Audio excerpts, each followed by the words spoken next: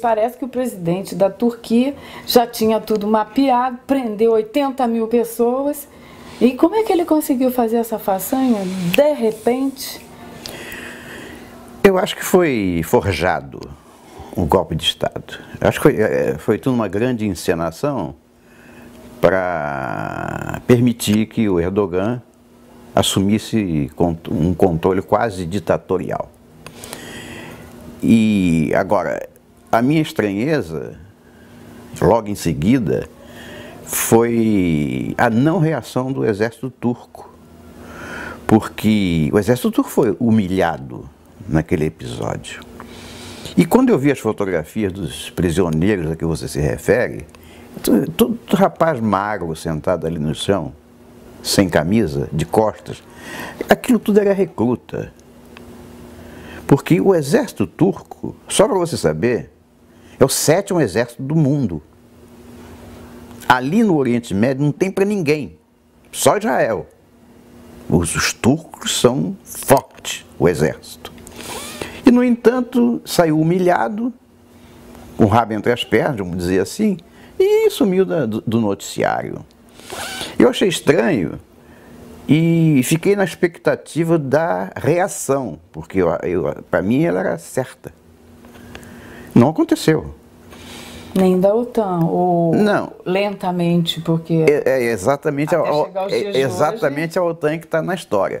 Porque a maioria do público não sabe, mas a Turquia, embora seja um país árabe, faz parte da OTAN. E o exército turco, portanto, recebe ordens não só do presidente da república deles, mas recebe ordem também de Bruxelas, do comando da OTAN. Assim como os Estados Unidos, responde ao presidente, mas também responde à OTAN. Então, agora a situação, aos meus olhos, está começando a se configurar. Quer dizer, o exército turco não se manifestou porque a OTAN iria se manifestar. A OTAN é a organização do Tratado do Atlântico Norte. E ela foi montada durante o período da Guerra Fria, até antes, para fazer face ao inimigo que era a União Soviética, que tinha no lugar da OTAN o Pacto de Varsóvia. Então havia duas forças em confronto, e havia duas forças políticas, mundo ocidental versus União Soviética. Mas havia duas forças militares em confronto, que ninguém fala nisso. Era a OTAN contra o Pacto de Varsóvia.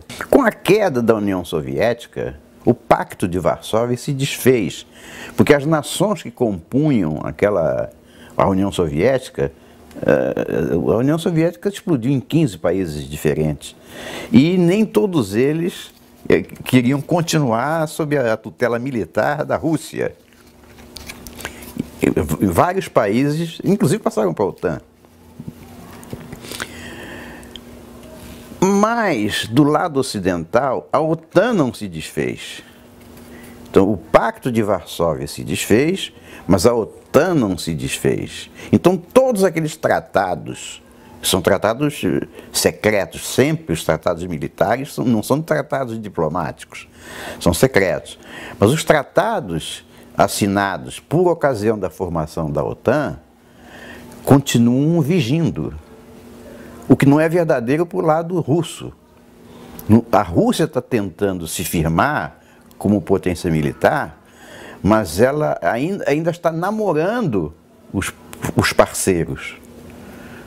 A OTAN não. A OTAN, os parceiros estão perfeitamente definidos e não há mais o que regular. Já está regulado pelos tratados anteriores que foram aprovados pelos congressos dos respectivos países. Então há uma diferença muito grande entre você olhar para os Estados Unidos e olhar para a OTAN. Você está comparando um país a um agrupamento militar poderosíssimo. Eu quis dizer que que eu esperava uma reação do exército turco, porque ele foi humilhado naquele episódio. E a minha estranheza estava exatamente no fato disso não ter acontecido. Então, isso me causava estranheza. Mas como ele pertence à OTAN, seguramente o problema militar da Turquia foi discutido em Genebra. E aí se explica por que o exército turco não reagiu imediatamente. Ele está seguramente dentro de um plano macro que não diz respeito somente a ele, mas a toda a OTAN. A gente fala das potências em confronto e pensa imediatamente em Estados Unidos e Rússia, né? Mas a Rússia teve um cuidado extremo em não deixar nem qualquer pingo de desconfiança de que ela estava intervindo no processo turco. Mas surgiram alguns boatos aí que tinham ogivas apontadas para Londres. Isso é boato? Claro que a Rússia tinha a ver com isso. Mas uma coisa é ter a ver, outra coisa é provar, outra coisa é ser demonstrável. Então a Rússia tratou aquele problema com muita cautela, até na própria imprensa as declarações russas eram sempre neutras. Por quê? Pelo pacto da OTAN, é considerado uma agressão a toda a OTAN, qualquer agressão a um dos membros da OTAN. Então, no caso ali, aquele ponto é um ponto estratégico do mundo, da Turquia. E o senhor pode explicar para quem está nos assistindo por que é tão nevrálgica aquela área ali da Turquia? Não é de hoje, né? A Turquia, quer dizer, eu chamo de Constantinopla, né? Não seria a primeira vez, né? Exatamente.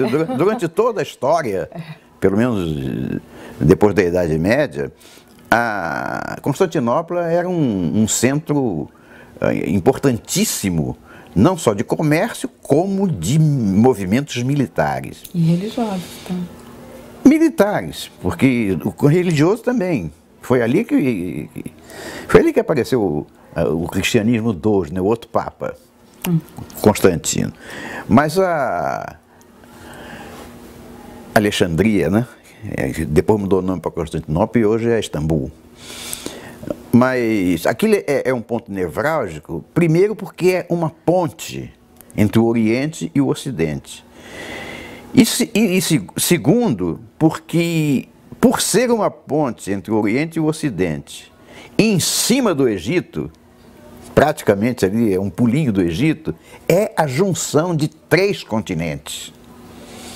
E quando a gente pensa que o comércio, o movimento de tropas pode se dar pelo mar ou pelo ar, a gente não entende muito bem de movimentos militares.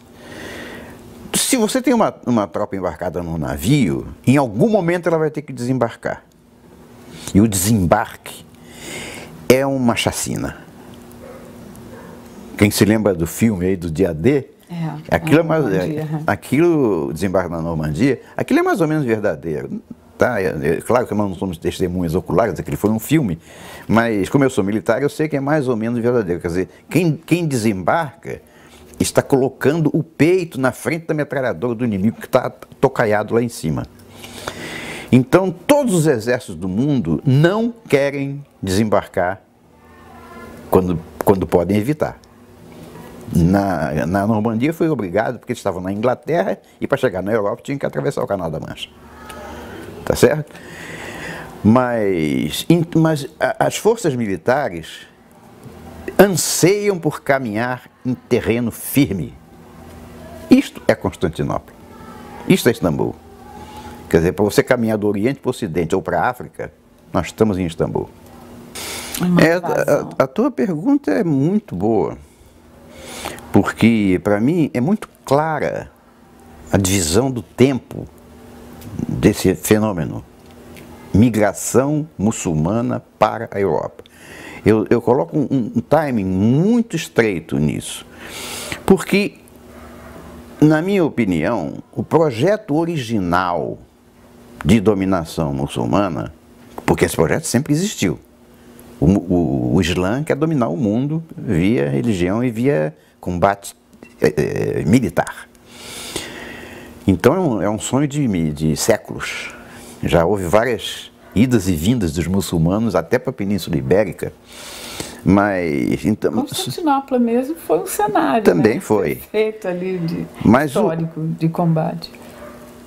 Em algum momento do século XX, algum luminar, seguramente colando dos magnatas do Clube de Bilderberg, chegaram à conclusão que não havia necessidade de enfrentar o adversário com armas ou com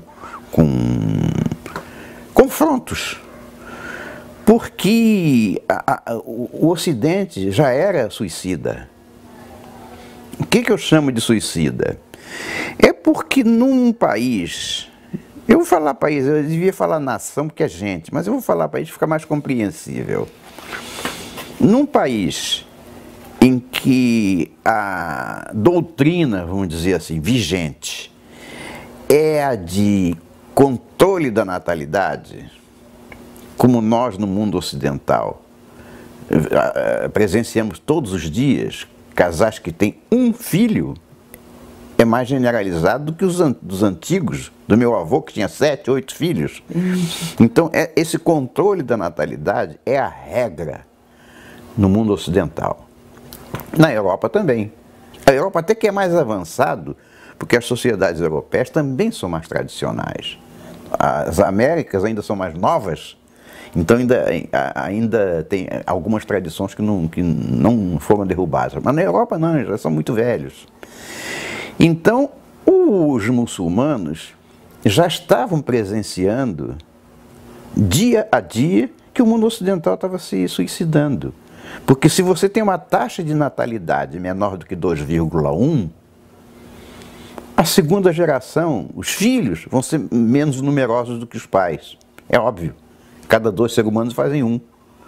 Então, dali a 30 anos, esse um vai se casar com outro, um, e os 2 vão fazer mais um. Então, essa pirâmide é o inverso.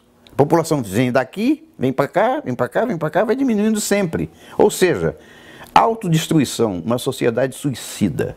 E com a evolução da ciência, que ajuda na longevidade. Isso mesmo. Então a gente vai morrendo cada vez mais velho, fazendo cada vez menos filho. Se casando cada vez mais velho. Isso. Né? Quer dizer, a fertilidade da mulher, que se dá no pico da fertilidade, é por volta dos 20. Hoje em dia, por volta dos 20, a mulher é criança.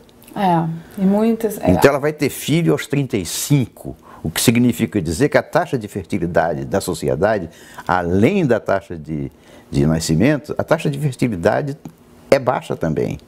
E os muçulmanos perceberam isso. Acho que com o empurrãozinho do Clube de Bilderberg. Tá bem. Desde tempos imemoriais, que os magnatas do mundo ocidental, e somos do Japão também, se reúnem para definir as suas posições, das suas fortunas em relação ao mundo, só que para isso eles têm que definir o que o mundo vai sofrer com as atitudes dele. Então existe um planejamento capitalista mundial desses magnatas. O Clube de Bilderberg é a junção desses magnatas nos Estados Unidos. Porque os magnatas, aqui nós vamos nos referir com a nova ordem mundial, eles fazem parte de um tripé. Estados Unidos, Europa e Japão. A Inglaterra também, né? Tem famílias Europa. milenarmente ricas, né? E eles fazem parte da parte europeia. A parte dos Estados Unidos se chamava Clube de Bilderberg, tá? E a junção dos três se chama a Trilateral. E esses homens, desde o século XX, muito antes, mas eu vou falar do século XX, que fica mais fácil de digerir, eles se reuniam de 3 em 3 meses em algum lugar do mundo que ninguém sabia. 3 em 3 meses? De 3 em 3 meses, eles se reuniam, não nos Estados Unidos, em algum lugar do mundo que só eles sabiam. Hotéis, nos Alpes, e fechavam o hotel e aquilo era uma segurança máxima. E eles lá discutiam os destinos do mundo. Agora estou falando em Rothschild, Rockefeller, Soros, estou falando de Bill Gates. Mas Os muçulmanos, e eu disse com uma mãozinha do Clube de Bilderberg, tinha planejado uma conquista da Europa pacífica, porque bastava migrar para a Europa e esperar o tempo passar. Porque se cada família alemã, francesa, italiana, inglesa ia ter um filho, eles são polígamos, tem 7, 8 mulheres, cada uma com 7, 8 filhos, um muçulmano daqueles tem 40 filhos. Então é óbvio que no espaço de 20, 30 anos eles são a maioria da população e a democracia os vai favorecer porque eles vão eleger eles mesmos. Terminou com a Europa. O plano era esse. Quer dizer, usar a democracia, usar a taxa de natalidade do mundo ocidental, que estava em queda, usar a fertilidade das mulheres árabes e o fato de serem polígamos, era um prato feito, estava tudo feito, aproveitando os mesmos meios disponíveis na democracia. Aliás, a democracia é autofágica. A liberdade que ela concede ao cidadão é a mesma liberdade que esse cidadão usa para apunhalá-la. Então, esse era o projeto. Agora, por que de repente deixou de ser assim? Essa é a pergunta que quase ninguém faz.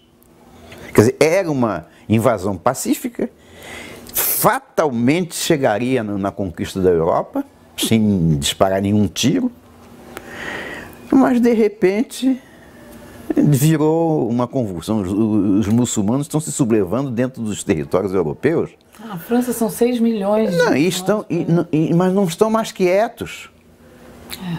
Porque a minoria ativista dentro do Islã obriga a maioria, que nem é de briga, a sair para a rua com cartazes e gritando, Alá, Alá. Tá? Então, isto é que foi um movimento atípico. E isso é que eu disse que tem uma nítida divisão entre o que acontecia antes e o que está acontecendo agora. É porque antes as pessoas iam para outros países por vários motivos, né? Refugiados, né? de países em guerra ou não, como aconteceu no Brasil, nos Estados Unidos, em tantos outros lugares, que os imigrantes chegavam, né? Eram acolhidos. Todo mundo só tinha o objetivo de se estabelecer, de viver em paz. Isso. O que não acontece agora. Agora não. Então o que há? O que há nesse panorama? Existe uma nítida pressa. O que antes era tranquilo, era o tempo é que seria o senhor da razão, de repente o tempo passou a ser inimigo da invasão. É uma ocupação urgente. Então eles mudaram de atitude. Agora não foram só eles que mudaram de atitude. Se você perceber, o comunismo também mudou de atitude na mesma época. Ou seja, o comunismo gramsciano, que era para comer pelas beiradas o mundo ocidental, implantando as ideias esquerdistas, tudo está em livros, né? De repente, saca uma ideologia de gênero, saca feminismo, saca gaysismo, saca um monte de conflitos na sociedade que não fazia parte do esquema de conquistar pelas beiradas. Quer dizer, esse movimento é simultâneo tanto dos árabes quanto dos comunistas.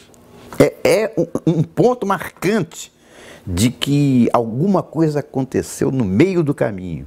E os comunistas são muito empáticos em relação a essa situação dos refugiados, dos muçulmanos, né? Não, eles não são empáticos. Eles não são empáticos. Eles identificam ali um amigo de última hora, um aliado que defende o ódio aos Estados Unidos e à sociedade judaico-cristã, que é tudo que o comunismo quer destruir. Então, nesse particular, eles estão juntos, com o mesmo objetivo. Agora, eles não são empáticos, não. Depois, seguramente, o projeto original era a nova ordem mundial, onde todos três conviveriam com governos ditatoriais, debaixo de um único organismo, onde eles teriam assento para dominar o mundo inteiro política e economicamente. Um governo mundial. Um governo mundial. Onde não existiria fronteiras entre países. Nada, é isso mesmo. Enfraquecimento das Forças Armadas. Não, um exército único para o mundo. Tá? Então, esse era o projeto da nova ordem mundial. E esse que foi rompido. Mas eu antes queria dizer o seguinte: o fenômeno que acontece entre a Rússia e os Estados Unidos, no Oriente Médio, com a Turquia, com os curdos, com a América Latina, Venezuela, Colômbia, Brasil, o fenômeno que acontece em qualquer lugar do mundo é igualzinho ao fenômeno que acontece no Rio de Janeiro. Nós todos somos consequência deste mesmo fato. Os conflitos que nós vivemos aqui no Rio de Janeiro, no Brasil, ou na Venezuela, ou na Colômbia, são causados pela mesma dinâmica causal. Este racha. Isso é a origem de tudo. Da nova ordem mundial. É. E isso é o que está hoje em confronto. Quer dizer, é o racha da nova ordem mundial que botou outros inimigos em confronto que antes eram aliados. Até então aliados e de repente se tornam inimigos. Bem, é uma questão complicada quem vai dar o primeiro tiro, porque eu acho que ninguém vai dar. Bom.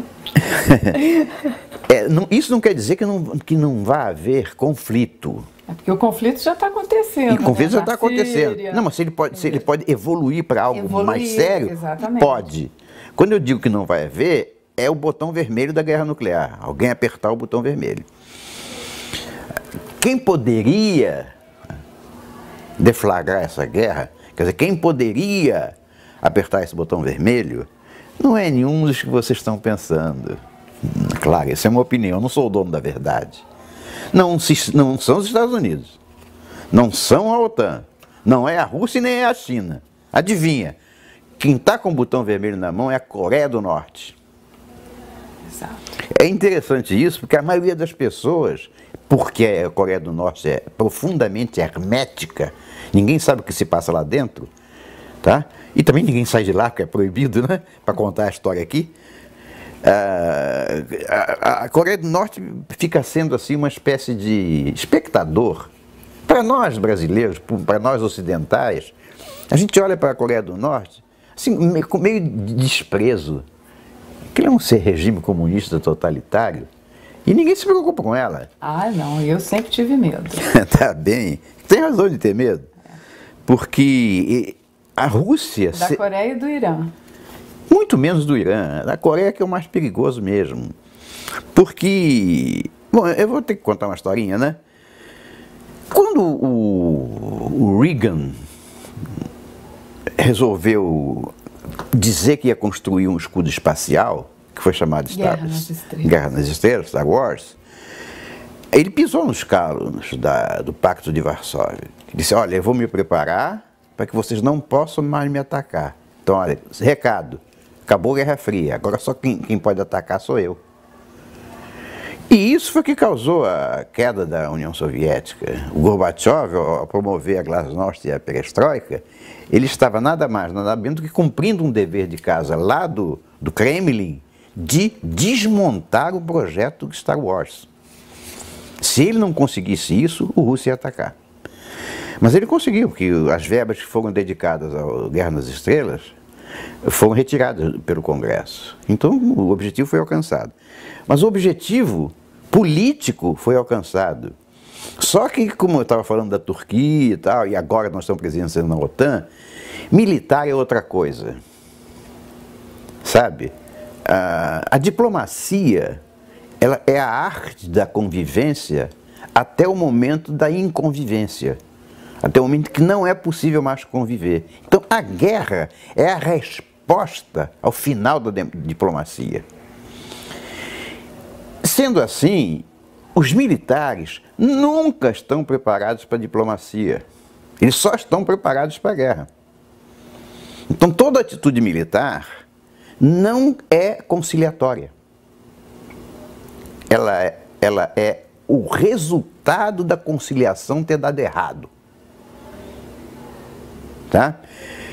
Então, os militares russos, quando caiu a União Soviética, por obra e graça do Gorbachev, os militares russos ficaram tremendamente preocupados. Poxa, nós éramos uma potência nuclear, a primeira potência do mundo, a outra primeira, porque cada um deles dizia que era a primeira, né? A outra é os Estados Unidos, e agora nós estamos fragilizados. Nós perdemos a União Soviética, agora nós somos apenas a Rússia, agora tem um bando de países aí querendo sair, estão querendo reeleição, então nós estamos fragilizados. É o momento ideal para os Estados Unidos nos derrubar, nos atacar de vez, acabar com a gente. Isso não aconteceu. Os Estados Unidos não detonaram a União Soviética. O que não significa dizer que os militares russos não prepararam os projetos, os planos, para fazer face a essa eventualidade de ser atacado.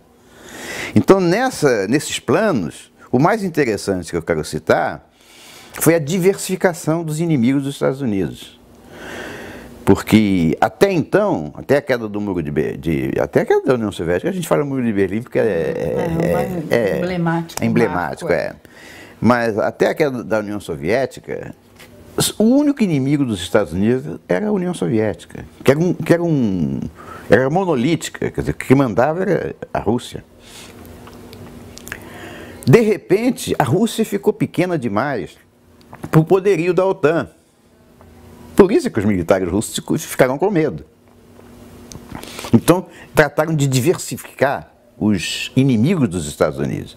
Pegaram os inimigos, aqueles que odeiam o capitalismo, e resolveram repassar a tecnologia nuclear. E quando se fala de Estados Unidos, inclui-se também Israel, é isso? Né? Sim, inclui. É uma simplificação errada minha. É que, a partir dali, é que você começa a perceber que começam a existir outras potências nucleares. Quer dizer, a tecnologia nuclear foi vazando por caminhos não confessados para que outros países pudessem ter a bomba atômica. Isso aconteceu, a Rússia fez isso propositadamente e escolheu como diletos aliados nessa campanha a Coreia do Norte, o Irã e o Iraque. E a China. Embora a China já fosse um pouco mais adiantada do que os outros dois militarmente, ainda também não tinha toda essa tecnologia nuclear.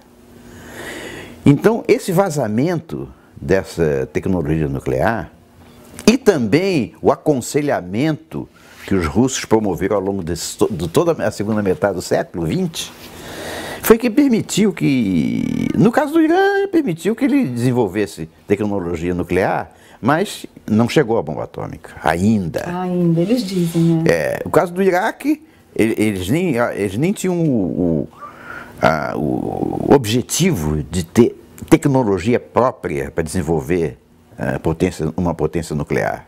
Mas eles eram aliados dos russos, eles estavam recebendo, sim, mísseis e coisas importantíssimas. Eu não vou falar orientador porque ninguém vai entender, mas o Iraque, quando os Estados Unidos invadiram lá, não acharam as armas químicas que diziam que iam procurar, mas acharam coisas nucleares muito importantes que não disseram, segredos de Estado, né? Mas, então eu esqueço, embora o Irã e o Iraque tenham sido aliados de primeira hora nesse projeto, quem se beneficiou mais foi a Coreia do Norte. Porque o regime é hermético, é o comunismo lapidar.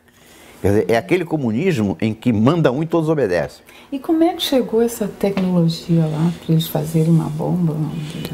Russo. O russo. Em 2004,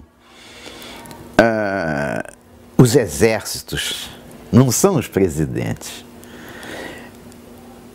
dos Estados Unidos e da Rússia conversavam. E nessas conversas, propositadamente ou não, vazavam muitas coisas. Tanto de um lado quanto do outro. Uma troca, uma gentileza mútua. Então os americanos souberam que a Rússia, em 2004, que a Rússia já tinha a arma decisiva, que a gente conhece por Super EMP, pulso eletromagnético. Depois eu vou ter que explicar o que é isso, né? Mas pode ficar à vontade aí. Pois é. Quem acessa meu canal aí, eu já avisei todo mundo, as entrevistas são longas porque são livros.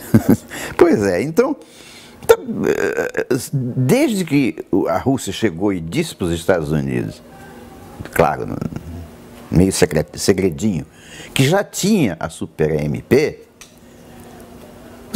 os americanos também tinham. Mas aí um general russo lá disse, assim, meio sem querer, que o segredo tinha vazado para a Coreia do Norte.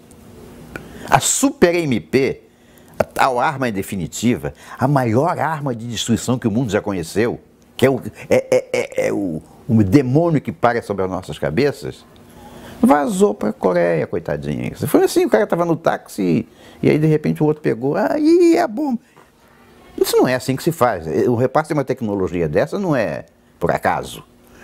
Então a tecnologia do Super EMP foi repassada pelos russos para a Coreia do Norte, exatamente porque era um regime hermético, odiava os Estados Unidos e seria uma preocupação para os Estados Unidos, para tirar o foco nela, a Rússia. E também para fazer o que tem agora, a ameaça agora. Quer dizer, se alguém tem que apertar o botão vermelho, não vai ser o russo, vai ser a Coreia do Norte, que é amiguinha. Mas os russos vão dizer, não, olha, não fui eu, mamãe, não fui eu que apertei, foi ele. Tá? Então o projeto todo era em função disso. Isso foi quando acabou o Muro de Berlim. Então eu estava dizendo, o Gorbachev conseguiu derrubar o projeto americano do Guerra nas Estrelas, porque o Congresso americano, tendo em vista que não havia mais um inimigo a combater, retirou as verbas para ser usar em outras necessidades do país, né? Mas os russos repassaram a tecnologia nuclear e adotaram uma postura de alimentar a tecnologia e até mesmo a presença física de cientistas russos, tanto na Coreia do Norte, quanto no Irã, quanto no Iraque. Isso existe até hoje.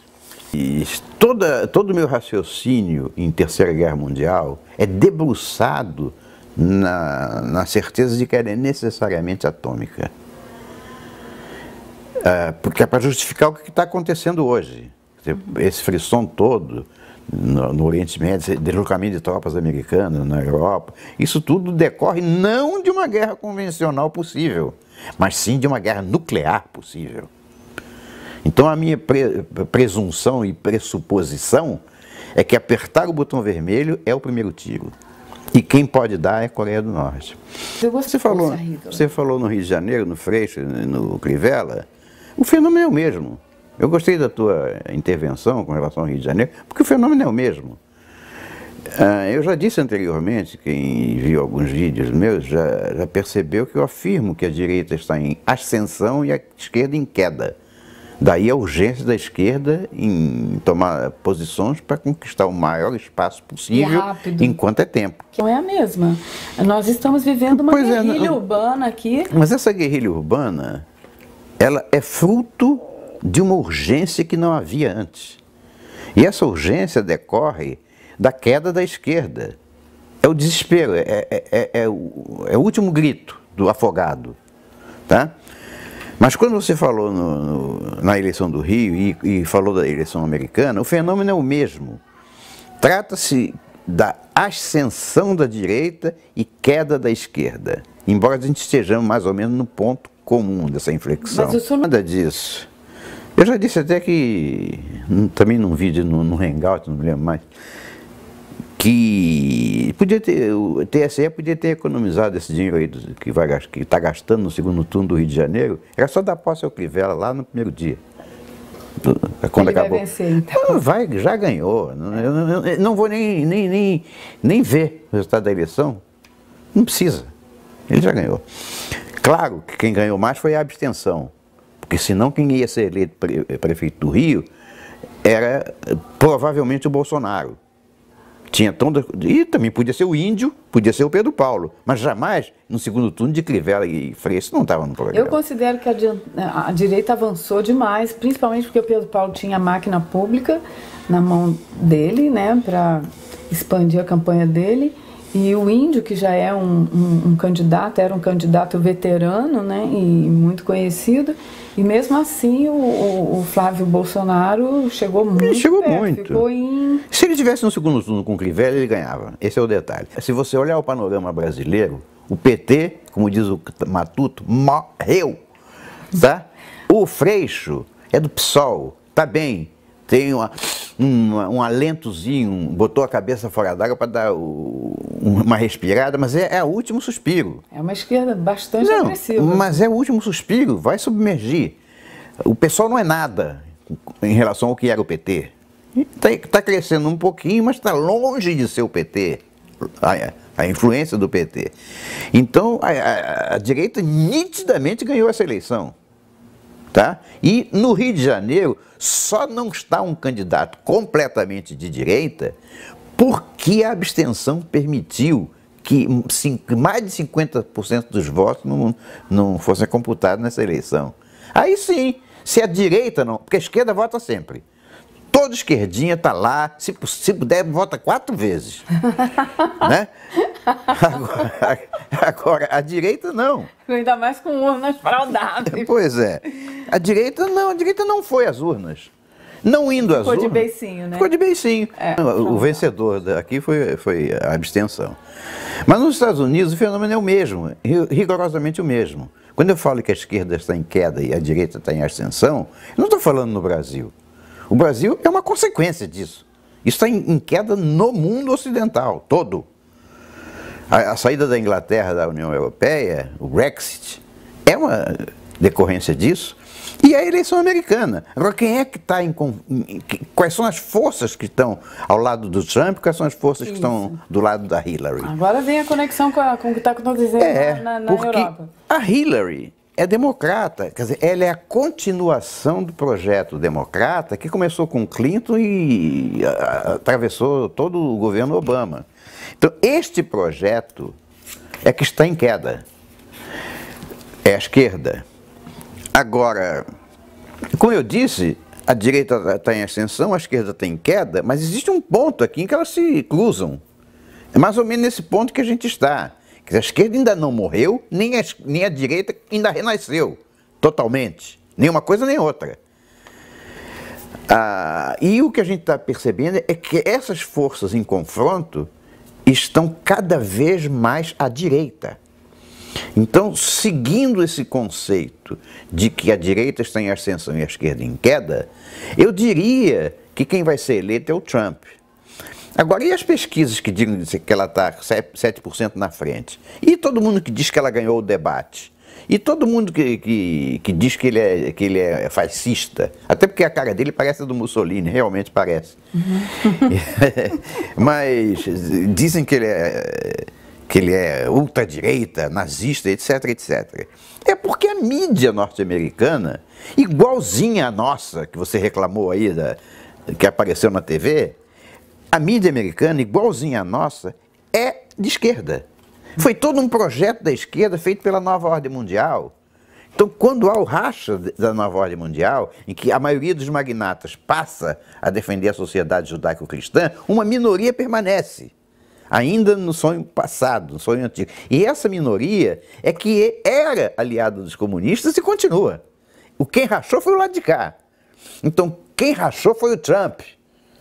Ele é representante dessa nova onda ascendente. Uhum. A Hillary é representante da onda descendente.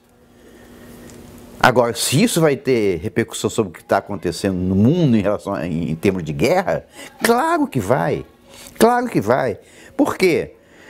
Porque a posição do Trump é a posição conservadora. É a posição de quem deseja preservar os valores da sociedade judaico-cristã. Deixa eu dizer aqui uma coisa.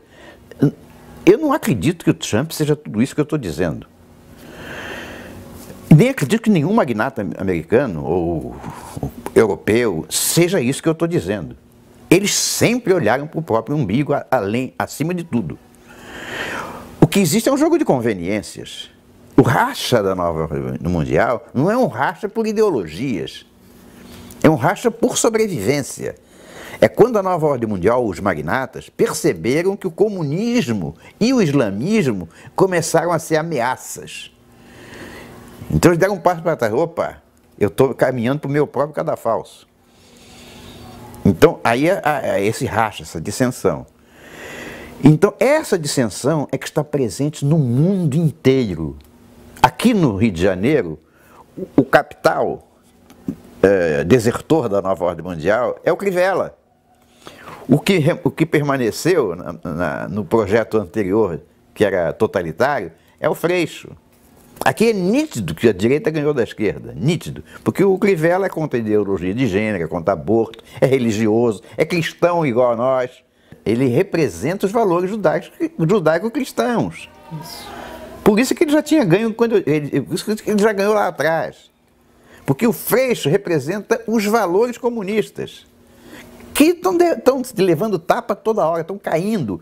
Daí a urgência com que invadem escolas, com que fazem vandalismo. Black Blocs. Não. Pois é, mas eu estava dizendo que esse fenômeno não é brasileiro. Quer dizer, aqui o Freixo já perdeu, então a direita está em ascensão mesmo e a esquerda está caindo. O resto é choro é o grito do afogado. O último grito do afogado. Mas esse fenômeno não é só brasileiro. Eu estava dizendo que esse fenômeno é mundial.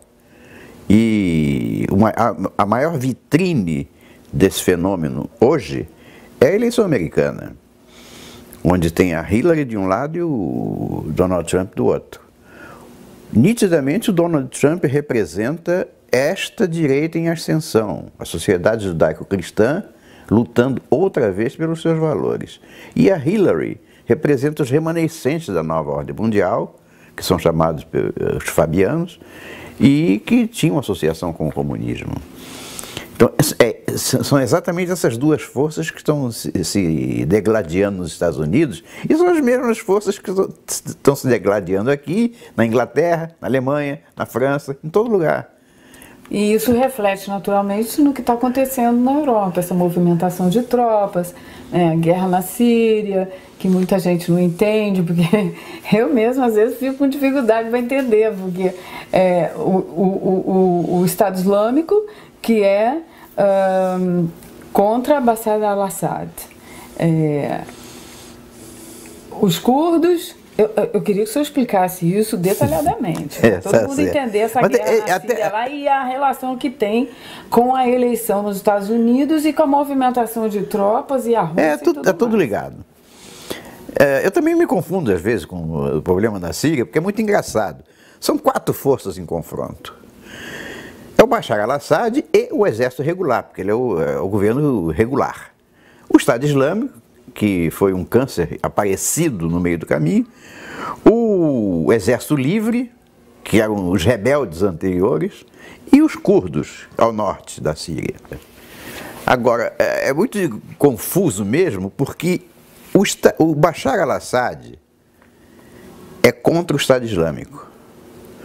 Agora, inexplicavelmente, os Estados Unidos o Obama exigiu a renúncia do Bashar al-Assad. Esqueceu de combinar com a população síria, que adora ele.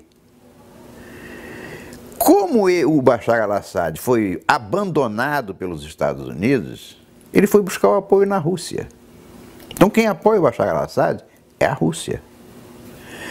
Agora, só que o Bashar al-Assad está sendo combatido pelos rebeldes. O chamado Exército Livre da Síria. Desertores do exército do Bashar al-Assad. E também convocados da população, rebeldes. Como os Estados Unidos quer a renúncia do Bashar al-Assad, os Estados Unidos, que eu digo Obama, democratas, quer a saída do Bashar al-Assad, a renúncia, eles apoiaram o Exército Livre, com armas. Então os rebeldes se transformaram no Exército Livre. É uma força. O Estado Islâmico foi resultado da junção do terrorismo mundial que estava espalhado na Arábia Saudita, no Paquistão, no Iêmen, Tá? Então, eles se juntaram para ganhar um território físico e escolheram a Síria para isso, exatamente porque ela estava se esfacelando. E os curdos no norte da Síria? Todo mundo está ouvindo falar nos curdos no norte da Síria.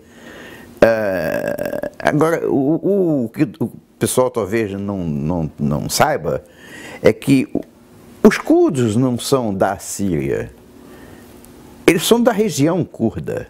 Uhum. E é o que eles sonham fazer, é o Kurdistão. Agora, onde estão os curdos? Os curdos estão no norte da Síria, no Irã, no Iraque, na Turquia e no Egito. A maior parte dos curdos mora na Turquia. Exatamente. Então, é um saco de gato mesmo. É muito difícil entender essa história toda. Os curdos não querem o Erdogan, mas a maioria dos curdos está na Turquia. É um saco de gato. Mas a intromissão dos russos na Síria também não se deve a um fator econômico também, por causa do gás, né, que passa por ali? Olha, a economia, ela sempre está embutida em todos os conflitos, as razões financeiras, mas nem sempre elas são um fator determinante. Ali, o fator determinante não é econômico. O fator determinante é a conquista de poder terrestre, ampliação do espaço geográfico. Então, essa briga na Síria, mais ou menos resume quem quer o quê. Os Estados Unidos, ao abandonar o Bashar al-Assad, ele comete um erro terrível, estratégico. Mas é desejo do Obama, é desejo dos comunistas, porque olha, eles eram assim. Isso tem a ver também com o fato do Obama ter abandonado Israel, de uma certa forma? Sim, sim. Quer dizer, é o mesmo projeto americano, que é um projeto suicida, mas é um suicídio que tinha sido preparado para dar um governo mundial totalitário. Uhum. Tá? Eles são remanescentes da nova ordem mundial. Então, de repente, no governo Obama, Israel foi mais ou menos abandonado. O Bashar al-Assad foi abandonado, ele foi até hostilizado, ele pediu para sair. Agora, se eu pedisse aos espectadores aí para entrarem no Google ou num livro de história qualquer e fosse olhar Síria, Iraque, Irã, Líbano, antes dos muçulmanos, iam saber como é que aquilo era maravilhoso. Tá? Só no Líbano, no Irã, a gente está falando da Síria, na Síria também. É muito. Ver as fotografias da Síria, do Líbano, antes da Primavera Árabe. Veja como é que era aquele Oriente Médio. Primeiro, chamavam a atenção as mulheres. A beleza da mulher síria, a beleza da mulher libanesa, coisas lindas. A forma como elas se vestiam ocidentalmente. Biquíni, mini saia, salto alto, batom, maquiagem. Isso era a mulher do Oriente Médio. O erro já começa lá no Irã, em que o Shah Reza Pahlavi foi abandonado pelos Estados Unidos, que é um aliado tradicional deles, e deixou o Irã à sanha dos xiitas, do Khomeini, que aliás foi importado para isso, ele morava na Europa.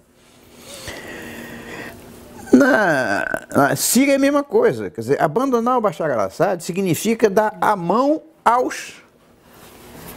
Islã, tá? Uhum. Então, essa é a política desastrosa dos Estados Unidos e que, de repente, passa a ser, para o resto do mundo, principalmente para o asiático ou para o camarada que mora no Oriente Médio, passa a ser motivo de chacota. Quer dizer, esse cara não manda mais nada. Realmente dá para ter essa impressão. E como o espaço é sempre preenchido quando ele é deixado em aberto, em política, o espaço que os Estados Unidos abandonaram no Oriente Médio foi rapidamente ocupado pelos islamistas, pelo Islã e pelos comunistas. Então, o que o Putin está fazendo é entrar pelos buracos deixados pelos Estados Unidos. Então, na Síria é exemplo típico. Bashar al-Assad era aliado dos Estados Unidos. O Obama é que declarou guerra a ele. E o que fez a Rússia? A Rússia aproveitou e estendeu a mão. Olha, estou contigo. É o que ela está querendo fazer. Ela está querendo a ponte. Ela está querendo Constantinopla. Ela está querendo a ponte, que é o passo estratégico entre Ocidente e Oriente. E eles também têm medo que a OTAN avance até lá. Mas essa movimentação, essa semana das tropas, que apareceu no Facebook aí, um vídeo da movimentação de tropas, então, tem tudo a ver, né? Tem. Essa eleição nos Estados Unidos é importantíssima porque vai dar uma definição nessa história lá na Europa. Mais ou menos uma definição. Definição mesmo ainda vai durar um pouco, né? Mas mais ou menos vai dizer o caminho que vai ser tomado. Essa movimentação de tropas, eu tenho que falar noutra coisa, que eu falei lá no início da nossa entrevista, que a Coreia do Norte tinha adquirido uma bomba Super ALM com tecnologia repassada pela Rússia.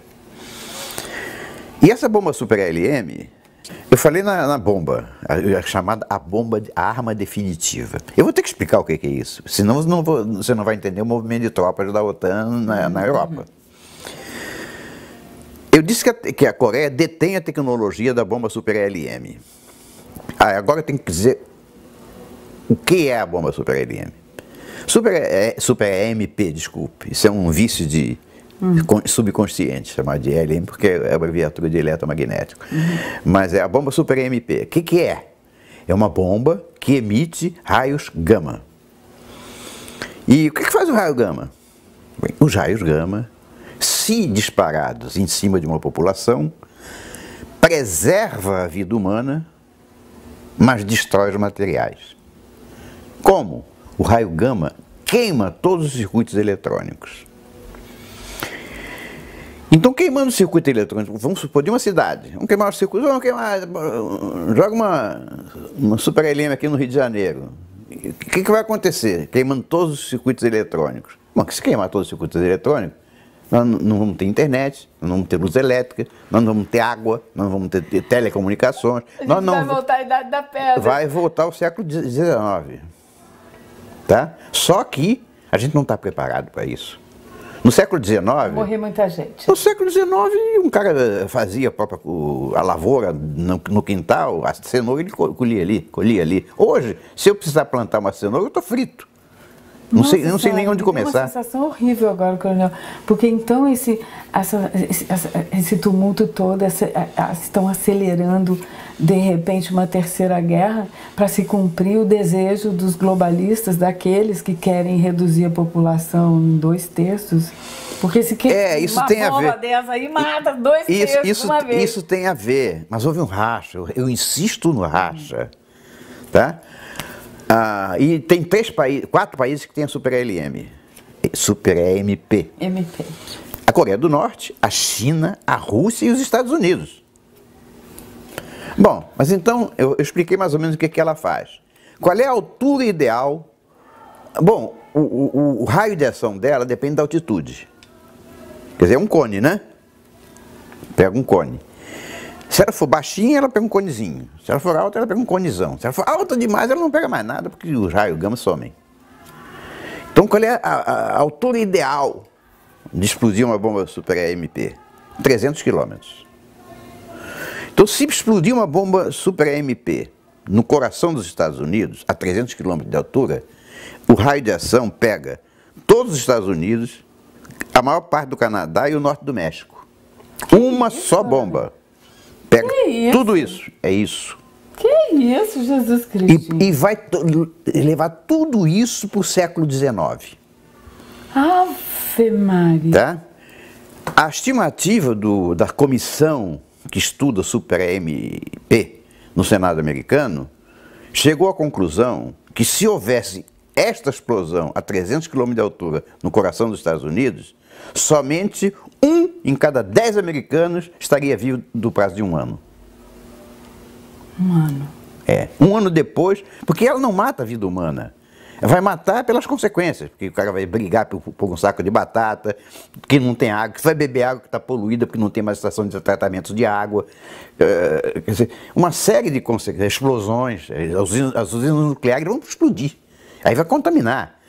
Então, como a morte da população não é imediata, vai levar um ano para que somente um entre cada 10 americanos vai estar vivo. Nossa Senhora. Isto é a bomba Super MP. Mas como é que a Coreia do Norte pode lançar uma Super MP nos Estados Unidos? Os Estados Unidos não têm defesa antimíssil?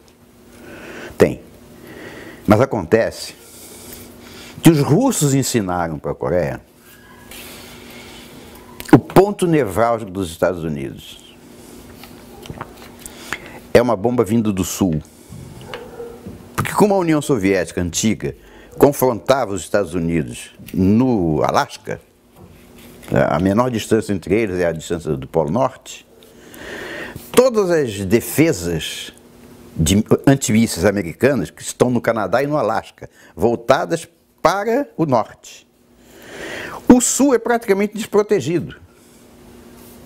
Então, os russos planejavam um ataque com um míssil pelo sul. E um míssil bem colocado já causaria uma bomba de hidrogênio, causaria um problema enorme. Uma bomba de hidrogênio que ia destruir Nova York. Então, como é que eles iam fazer isso? Eles iam fazer isso da seguinte maneira. Um ICBM, que é o míssil balístico intercontinental, seria lançado como se fosse um satélite. Não tem um monte de satélites aí em cima? Mais um. Ia ser lançado mais um pela Rússia. Ia ficar orbitando aí em volta do planeta e tal. E tinha na verdade, era um míssil balístico. No momento que eles quisessem, eles disparavam, pum! Mas o interessante é que em 2012, a Coreia do Norte lançou um satélite de baixa altitude, 300 quilômetros. Que a cada 2 ou 3 dias percorre, a órbita desse satélite é polar, de polo para polo. Mas só que tem uns desvios, né? Pela rotação terrestre, tá? E também teoricamente é para fins pacíficos, não pode ficar fixado num lugar só. Então, a cada 2 ou 3 dias, esse satélite passa pela América do Sul, América do Norte, passa no coração dos Estados Unidos, a 300 quilômetros de altura, que é o ponto ideal de detonar uma Super MP. Como os americanos sabem que a Coreia dispõe da tecnologia da Super MP, só precisava da constatação de que essa tecnologia já tinha se transformado em algo material, quer dizer, usável. Pois não é que outro dia aí, esse ano, uns 4 ou 5 meses, a Coreia do Norte foi para o nome dele é sempre complicado, Jong Kim-un, foi para a televisão norte-coreana dizer que tinha testado com sucesso uma bomba de hidrogênio.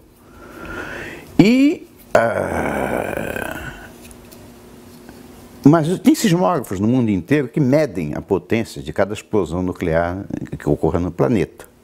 E esses sismógrafos espalhados pelo mundo plotaram uma potência de 10 quilotons. 10 quilotons é menos do que a bomba de Hiroshima, que foi de 15. Então é uma bombinha. Como era uma bombinha, a crítica americana, inclusive militares, claro que foi de propósito, estrategistas, disseram que o Kim Jong-un estava mentindo. Ele não tinha explodido uma bomba de hidrogênio, que uma bomba de hidrogênio tem uma potência 500 vezes maior do que uma bomba atômica. E então o sismógrafo apontaria uma coisa enorme.